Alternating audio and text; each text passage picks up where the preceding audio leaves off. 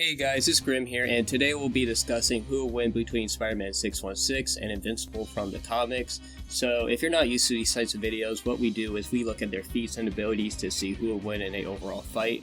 For this video, I am going to start with Spider-Man, who has feats on high to mid-tier Marvel characters like the Incredible Hulk, Thing, and Thor. Firstly, when looking at feats against the Hulk, Spider-Man in Spider-Man Unlimited issue 11, he's able to not only fight but actually beat the Hulk.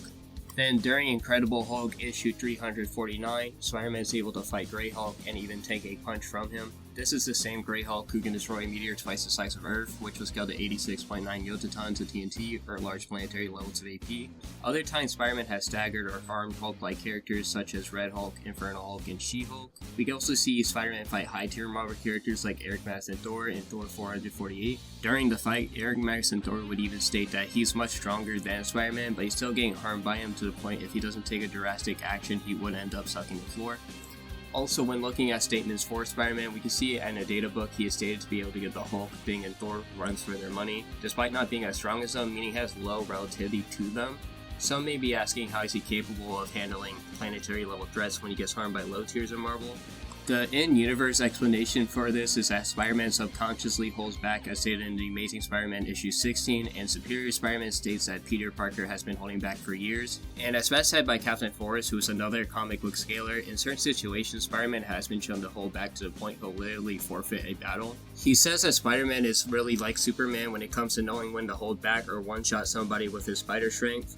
And now that I show some feats for Spider-Man when it comes to strength, let's move on to the speed. Spider-Man in terms of speed is able to dodge optic lasers from Cyclops, which isn't just due to his spider sense as much people would think, but he's also too fast for Deadpool, who can react to the same optic lasers. Spider-Man can also dodge attacks from Carnage and Silver Surfer. Mind you, Silver Surfer is trying to give back the Carnage symbiote back to Cassie, so it would make sense for him to be going as fast as possible, as not only would Cassie die, but also before the Carnage symbiote fully bonds with Silver Surfer, who is a cosmic being, Silver Surfer in seconds can move 500,000 light years and can also move to the other side of the universe in a short amount of time. This would make him around massively faster than light plus. So overall, a non-suppressed base Spider-Man should be around the planetary ranges of AP with either faster than light or massively faster than light plus speed. Now when looking at feats for Invincible, in his early years Mark would be able to lift 400 tons and would knock out one of the Mauler twins in one punch, then has been shown to redirect a meteor, and I know this is a TV show feat, but he's able to actually stop large meteors as shown here.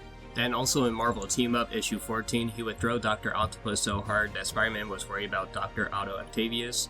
When Mark is in his blue suit era, we can see him casually tank the largest solar flare in history. One of Mark's strongest feats would be destroying Viltrum alongside his father Anathatus. Even though this is a feat only possible due to the three of them, assuming they all did equal amounts of work, this would be around 0.567 zetatons of TNT or small planetary levels of AP.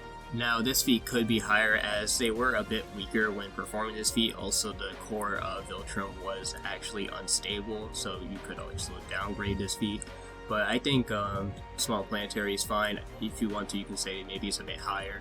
When it comes to speed, Mark on a low end should be faster than light, as seen in this scan here, stating Omni-Man is well above the speed of light. On a mid to high end, we can see he should be again comparable to Omni-Man, who can fly to the Virgo supercluster in 2 weeks. Mind you, this is 65 million light years away, and this has been calculated to be around 3 billion times faster than light. This would also make Mark MFTL plus on a high end. So overall, we can see that Mark is small planetary with faster than light or MFTL plus speed. Now when looking at abilities, Spider-Man has precognition when using Spider Sense, which allows him to run through all possible scenarios and outcomes and even tells Peter which are the best ones to go with. Spider-Man has also been trained by Captain America to utilize his Chi. After training with Shang-Chi, Spider-Man has also gained the knowledge to attack nerve clusters and use pressure points to paralyze people.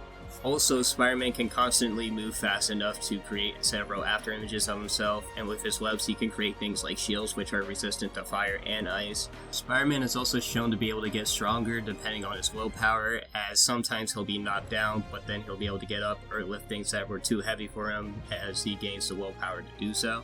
Now when looking at Invincible, he doesn't have many abilities, obviously having super strength, speed, and flight, but it's been stated due to his smart atoms in a data book that his atoms are actually able to change their temperature where needed, allowing his body to function at near absolute zero or at the surface of a sun. Also, due to Mark being grown up as a human and I guess being part human, he has the ability to use adrenaline, which makes him stronger, faster, and able to last longer in a fight. So overall, when it comes to a fight, we can see that Spider-Man and Invincible are arguably relative when it comes to AP and durability.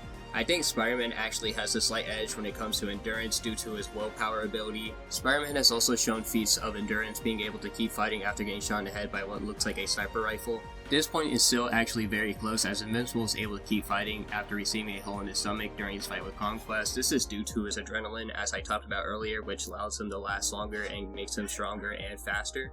When looking at base speed without any of the amps from willpower or adrenaline boost, Spider-Man is way faster, being able to not only stop cosmic carnage. Combined with his Spidey sense, Mark would realistically have a hard time hitting Spider-Man. And when looking at other abilities like chi manipulation, after images, and even many of the gadgets Spider-Man has to help him in combat against Mark just doesn't have much in comparison. Maybe his adrenaline boost will allow him to last longer in the fight, making this actually really close. But in the end, I would give this win to Spider-Man 616.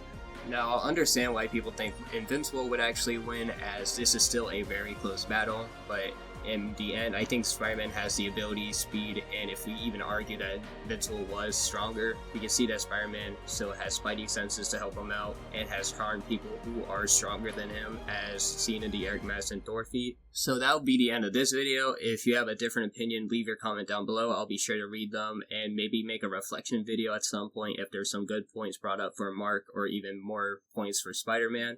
And I'll see you guys in the next one. Peace.